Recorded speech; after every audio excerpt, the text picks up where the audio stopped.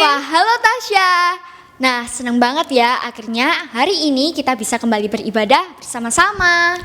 Iya nih Kak, aku udah nunggu-nunggu loh buat ibadah lagi bersama teman-teman.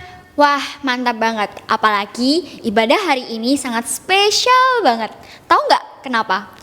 Kenapa ya Kak? Bukannya ibadah hari ini tuh sama seperti ibadah sebelumnya ya?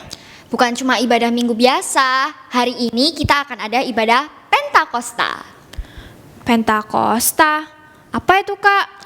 Pentakosta itu hari di mana turunnya Roh Kudus. Oh, jadi Roh Kudus itu bisa turun gitu ya Kak? Gini, sebelum Tuhan Yesus naik ke surga, dia berjanji akan mengirimkan penolong untuk para murid. Sehingga ketika mereka bersaksi dan melayani Tuhan, mereka nggak akan khawatir karena Tuhan Yesus tetap ada di sisi mereka. Oh, begitu. Terus setelah Roh Kudus turun, apa yang akan terjadi sama para murid? Nah, untuk itu kita dengarkan langsung sama Kak Indra nanti. Sekarang kita memuji Tuhan dulu yuk. Oke deh. Halo Kak, Jovan. Halo Jovan. kita mau nyanyi apa nih Kak? Yuk teman-teman, kita semua bangkit berdiri. Kita mau memuji dan memuliakan nama Tuhan.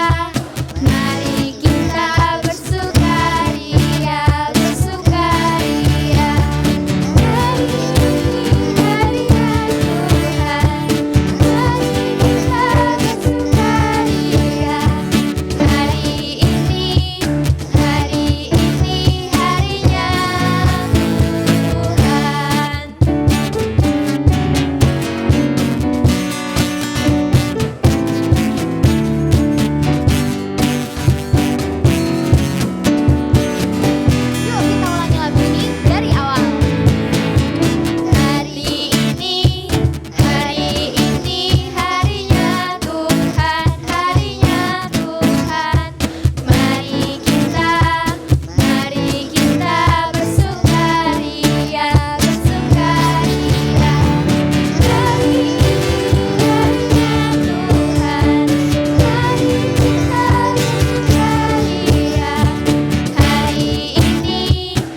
Hari ini harinya Tuhan.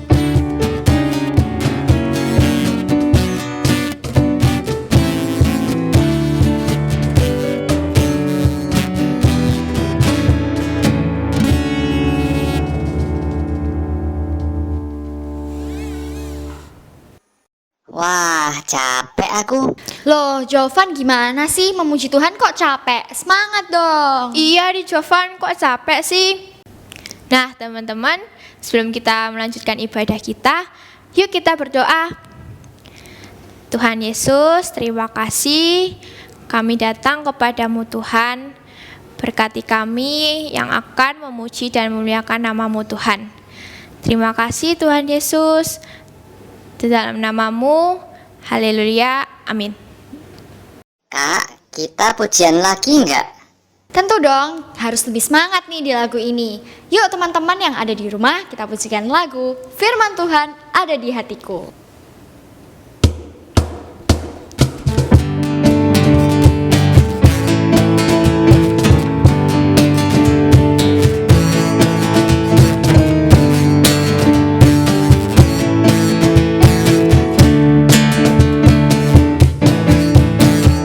Firman Tuhan ada di hatiku, ada di langkahku, ada di hidupku, dan terus bertumbuh sirami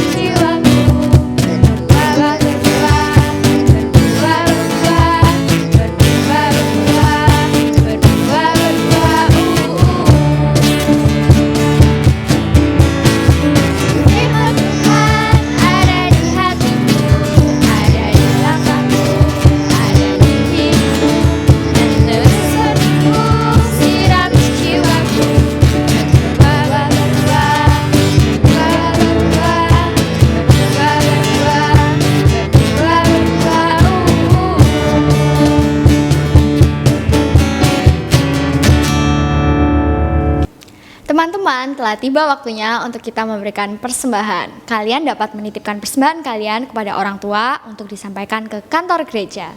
Nah, teman-teman, sekarang waktunya kita mendengarkan firman Tuhan. Firman Tuhan hari ini bakal diceritakan oleh Kak Indra. Yeay! Yuk Kak sama Jovan, kita duduk sebelah sana yuk. Oke. Halo teman-teman semua. Nah, tadi kita sudah memuji Tuhan dan sekarang kita mau mendengarkan firman Tuhan. Tapi sebelumnya Kak Indra mau ajak teman-teman untuk berdoa ya. Kita berdoa. Tuhan Yesus, kami bersyukur kami sudah memuliakan Tuhan, kami sudah memuji Tuhan. Saatnya kami akan mendengarkan firman-Mu. Tuhan tolong setiap kami supaya kami mengerti, kami memahami. Dan terlebih dari itu, Tuhan juga menolong kami supaya kami dapat melakukan apa yang menjadi perintah Tuhan bagi kehidupan kami. Dalam nama Tuhan Yesus kami berdoa, amin. Nah teman-teman, tadi kita sudah dengar ya dari Kak Presil sama Kak Tasya. Kalau hari ini itu adalah ibadah yang spesial, hari yang spesial, yaitu hari Pentakosta. Jadi kita memperingati hari turunnya Roh Kudus. Nah, sebelum Tuhan Yesus naik ke surga, Dia memberikan janji kepada murid-murid pada waktu itu bahwa Dia akan mengirimkan Roh Kudus. Bahkan sebelum itu Tuhan Yesus juga pernah berjanji kepada murid-muridnya, Dia akan memberikan penolong bagi murid-muridnya. Ayo sama-sama kita buka Alkitab kita dari Yohanes 14 ayat 15 sampai 18. Nah teman-teman menyimak Alkitabnya ya. Nanti Kak Indra yang bacakan buat kalian semua. Kalau ada yang sudah bisa baca, bisa sambil dengar dan sambil baca ya. Oke, Yohanes 14 ayat 15 sampai 18. Jikalau kamu mengasihi aku, kamu akan menuruti segala perintahku. Aku akan minta kepada Bapa dan Ia akan memberikan kepadamu seorang penolong yang lain, supaya Ia menyertai kamu selama-lamanya, yaitu Roh kebenaran. Dunia tidak dapat menerima Dia, sebab dunia tidak melihat Dia dan tidak mengenal Dia. Tetapi kamu mengenal Dia, sebab Ia menyertai kamu dan akan diam di dalam kamu. Aku tidak akan meninggalkan kamu sebagai yatim piatu. Aku datang kembali kepadamu. Jadi teman-teman, ketika Tuhan Yesus memberikan janji ini sebelum Dia disalibkan ya, sebelum Dia mati dan bangkit ya.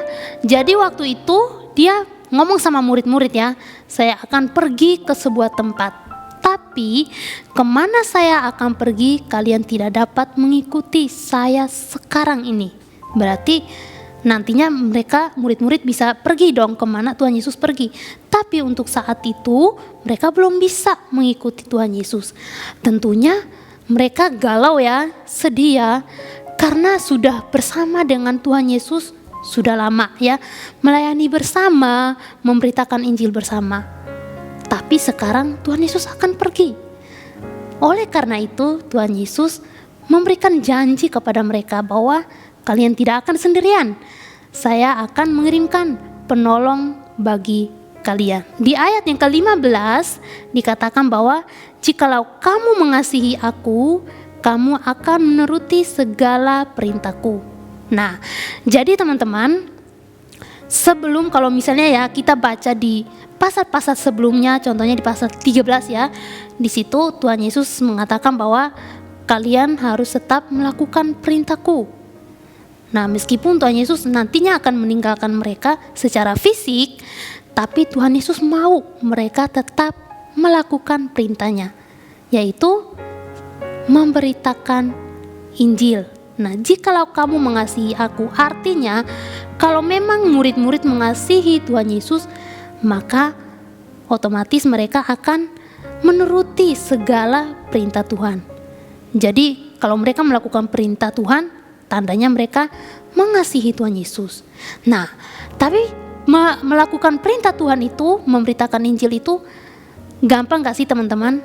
Tidak ya, apalagi murid-murid pada waktu itu takut karena Tuhan Yesus ditangkap waktu itu. Jadi ketika Tuhan Yesus bilang kalian tetap memberitakan Injil, ya tentunya ada ketakutan ya. Oleh karena itu Tuhan Yesus mengatakan bahwa tidak perlu takut, karena aku akan meminta kepada Bapa untuk memberikan kalian penolong. Penolong yang di sini dimaksudkan siapa sih? Yaitu Roh Kudus. Ya, Roh Kudus akan menyertai kamu selama-lamanya. Artinya Roh Kudus itu menyertai mereka bukan di tempat-tempat tertentu ya, atau pada saat-saat tertentu. Misalnya, pada saat saya memberitakan Injil baru Roh Kudus menyertai saya. Tidak, tapi dia menyertai mereka kapanpun, dimanapun dan apapun mereka lakukan. Roh Kudus selalu menyertai mereka. Dia adalah Roh kebenaran. Dunia tidak dapat mengenal dia, tetapi kamu mengenal dia. Ya, jadi dia adalah Roh kebenaran. Dia adalah yang menuntun kita kepada kebenaran. Kebenaran itu apa sih? Kebenaran tentang firman Tuhan, tentang Yesus Kristus yang mati, kemudian bangkit, dan tentang Tuhan Yesus yang sebagai juru selamat. Itu adalah yang dimaksudkan dengan Roh kebenaran. Kita mengenal dia, yaitu Roh kebenaran, yaitu Yesus Kristus. Aku tidak akan meninggalkan kamu sebagai yatim piatu. Ya, teman-teman tahu yatim piatu? Yatim piatu berarti orang yang tidak punya papa mama, ya. Jadi Tuhan Yesus mengatakan bahwa saya tidak akan meninggalkan kalian.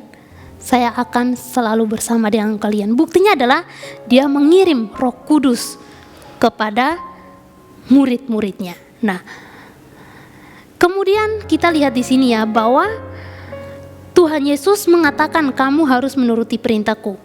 Nah, dalam artian berarti mereka harus menuruti perintah Tuhan. Tapi Kak Indah sudah katakan tadi ya bahwa dalam melakukan perintah Tuhan itu tidak mudah, tidak gampang. Tapi Tuhan Yesus memberikan janji bahwa aku akan memberikan penolong bagi kamu. Nah, kalau kita lihat di Kisah Para Rasul ya, di situ sebelum Tuhan Yesus naik ke surga, dia mengatakan bahwa kamu harus menjadi saksiku. Nah, itu perintah bagi murid-muridnya. Tapi mereka melakukan atau bersaksi kepada Tuhan Yesus itu dengan keberanian dan tuntunan daripada Roh Kudus.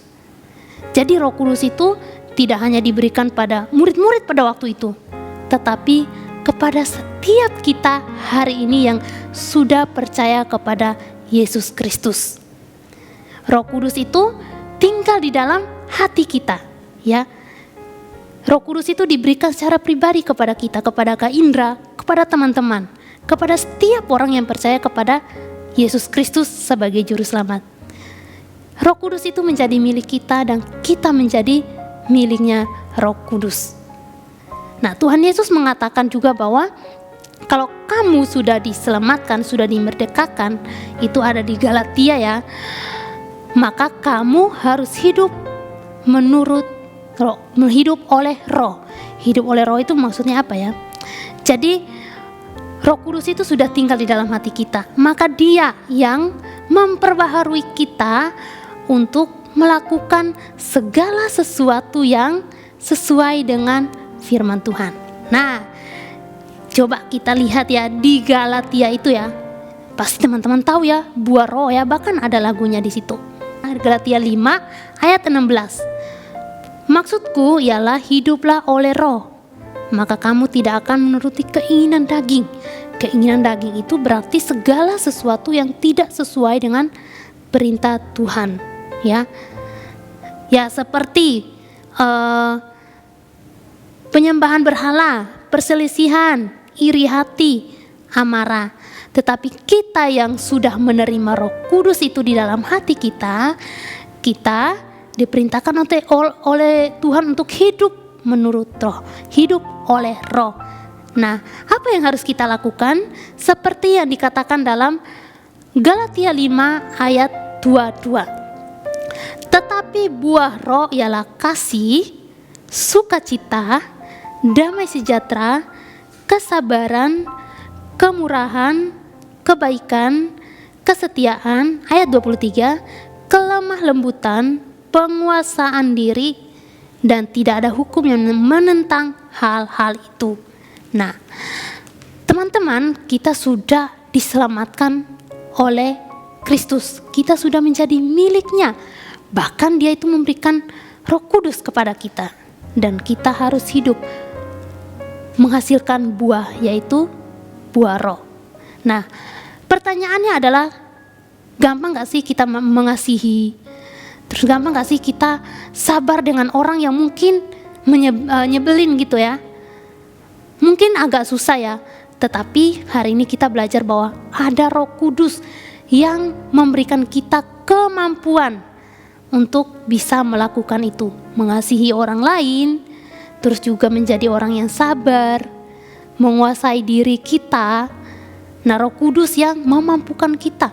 Tidak hanya itu, tapi Roh Kudus yang mengingatkan kita. Jadi teman-teman, kadang ya kalau Kak Indra ya, kayak misalnya nih pagi-pagi ya, wah pagi kan kita kan harus saat teduh ya, baca firman. Tapi kadang kok ngantuk ya, malas ya, tapi tiba-tiba nggak boleh, harus baca firman Tuhan ini. Nah, itu salah satu contoh di mana Roh Kudus itu mengingatkan kita. Jadi mungkin kadang kita lupa ya, atau kita mungkin melakukan sesuatu yang salah, tapi kita bersyukur ada Roh Kudus yang mengingatkan kita. Ketika kita sadar bahwa kita melakukan sesuatu yang tidak baik, yang tidak sesuai dengan firman Tuhan, kemudian kita ingatlah bahwa itu adalah Roh Kudus yang mengingatkan teman-teman maupun Kak Indra. Nah, Tuhan Yesus juga memberikan kita sebuah tugas untuk menjadi saksi. Ya, bersaksi tentang Yesus. Bersaksi tentang Yesus itu tidak hanya kayak berbicara atau langsung cerita ya, teman-teman harus percaya kepada Yesus sebagai juru selamat, tapi melalui sikap hidup kita ya. Buah roh tadi ya, kita bisa melakukan itu, mempraktekkan itu di dalam kehidupan kita. Karena ketika kita melakukan itu, maka orang-orang itu bisa tahu, Indra ini adalah anak Tuhan Yesus. Wah, dia baik ya, dia adalah orang yang sabar ya, suka mengasihi ya. Nah, orang bisa mengenal Tuhan Yesus dari situ. Contohnya adalah temannya Kak Indra ya. Temannya Kak Indra ini, papanya itu tidak percaya kepada Tuhan Yesus. Jadi dia sama mamanya, sama kedua kakaknya yang percaya kepada Tuhan Yesus, tapi papanya tidak percaya kepada Tuhan Yesus. Tapi suatu ketika papanya ini tiba-tiba mau ke gereja. Dia bilang sama anaknya, sama temannya Kak Indra ini ya, saya mau ke gereja, saya mau belajar tentang Tuhan Yesus. Mengapa? Karena sikap hidup dari anak ini baik ya, dia mengasihi, dia bahkan adalah orang yang sabar. Nah, papanya ini ada kerinduan untuk belajar tentang Tuhan Yesus, bahkan dia sudah menjadi orang percaya ya. Itu karena dari sikap hidupnya temannya Kak Indra ini. Kita juga bisa melakukan itu dalam kehidupan kita. Ya, memang tidak mudah ya, kadang-kadang kan masih ada keinginan daging dalam kehidupan kita. Tetapi kita bersyukur ada Roh Kudus yang mengingatkan kita. Kita berdoa kepada Roh Kudus supaya dia menolong kita, mengingatkan kita untuk senantiasa melakukan perintah Tuhan itu. Mengasihi, terus juga berbuat baik, menolong. Kita bisa praktekkan itu di dalam keluarga kita ya. Kita taat kepada orang tua, membantu orang tua, atau mungkin bisa membantu mbak kita. Kalau misalnya kita punya mbak di rumah ya, kita bisa menolong dia, membantu dia. Nah, itu adalah salah satu hal sikap-sikap praktis yang dapat kita lakukan. Jadi teman-teman, mari kita bersyukur karena Tuhan Yesus memberikan kita penolong, memberikan kita Roh Kudus yang selalu mengingatkan kita untuk melakukan perintah Tuhan, yang selalu memampukan kita untuk melakukan perintah Tuhan. Tanpa Roh Kudus, kalau kita mengandalkan diri kita, belum tentu kita bisa ya. Tapi kita bersyukur kita punya Roh Kudus di dalam kehidupan kita. Tuhan Yesus kiranya menolong teman-teman dan juga Kak Indra untuk senantiasa berdoa kepada Roh Kudus, kemudian selalu melakukan apa yang menjadi perintah Tuhan, sehingga melalui kehidupan kita banyak orang percaya kepada Yesus Kristus sebagai Juru Selamat. Tuhan Yesus memberkati teman-teman semua.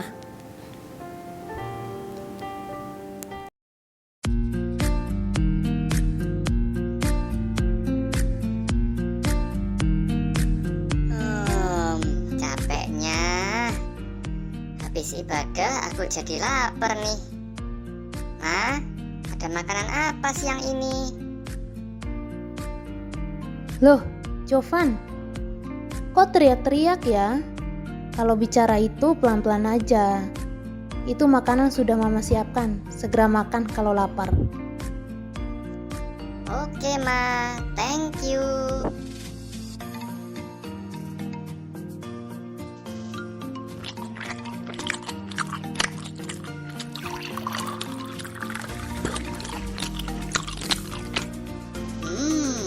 Yummy. Masakan Mama memang paling mantap.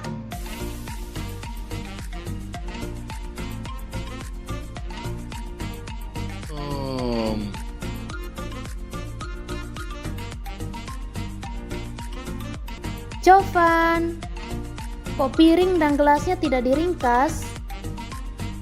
Kan ada Mama atau Mbak yang beresin. Loh, ya nggak boleh begitu. Harus yang tertib dong.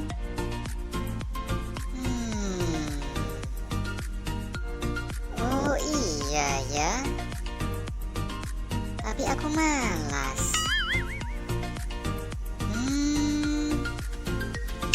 Oh iya.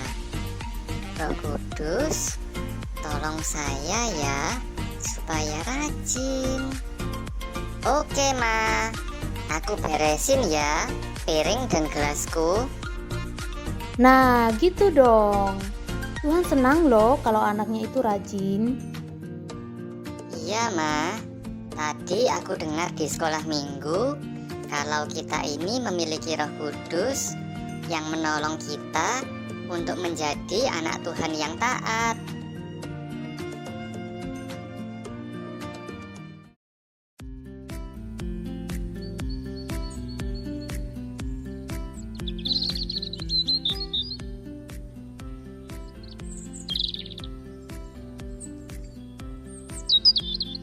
Selamat pagi, Ma. Selamat pagi, Pak. Pagi Ma, pagi Pa. Loh, kok baru keluar kamar, Jovan? Iya Pa, soalnya tadi saya saat teduh dulu. Saya hampir lupa saat teduh loh Pa. Untung ingat. Ya, itu Roh Kudus yang mengingatkan kamu. Iya Pa, saya juga dengar firman Tuhan juga seperti itu. Kalau kita melakukan sesuatu yang tidak baik, maka Roh Kudus yang mengingatkan dan menolong kita untuk taat.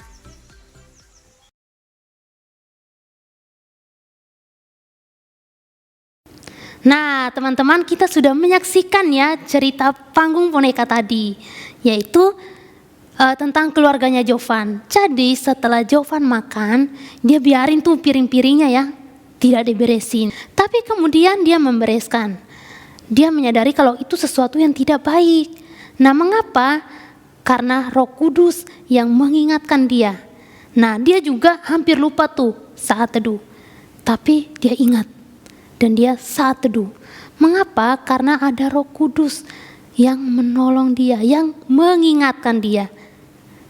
Jadi ketika Jovan taat kepada mamanya untuk memberesin piring, kemudian dia saat teduh, itu karena ada Roh Kudus yang mengingatkan dia. Nah, kita hari ini juga kalau misalkan kita melakukan sesuatu yang tidak benar ya, tidak baik ya, kadang kan kita ada rasa takut tuh. atau rasa bersalah. Nah, itu artinya Roh Kudus mengingatkan kita, ayo loh, apa yang kamu lakukan itu tidak baik, itu Tuhan tidak suka. Nah, kadang kan ada muncul seperti itu ya di pikiran kita ya, itu Roh Kudus yang mengingatkan kita. Nah, oleh karena itu mari kita bersyukur kepada Tuhan Yesus karena Dia memberikan Roh Kudus kepada kita yang tinggal di hati kita. Nah, sehingga kita juga ketika kita berdoa meminta pertolongan dari Roh Kudus, kemampuan dari Roh Kudus untuk melakukan perintah Tuhan. Tuhan Yesus memberkati. Teman-teman, mari kita menutup ibadah kita dengan berdoa bersama-sama. Kita berdoa. Tuhan Yesus, kami bersyukur untuk firman-Mu. Kami bersyukur karena Tuhan memberikan kami penolong untuk senantiasa mengingatkan kami serta memampukan kami dalam melakukan perintah Tuhan. Terima kasih untuk firman-Mu Tuhan. Tuhan tolong kami untuk senantiasa juga memiliki kerinduan untuk mau belajar akan firman-Mu. Kami mau menyerahkan kehidupan kami ke dalam tangan kasih-Mu. Dalam nama Tuhan Yesus Kristus kami berdoa dan mengucap syukur. Amin.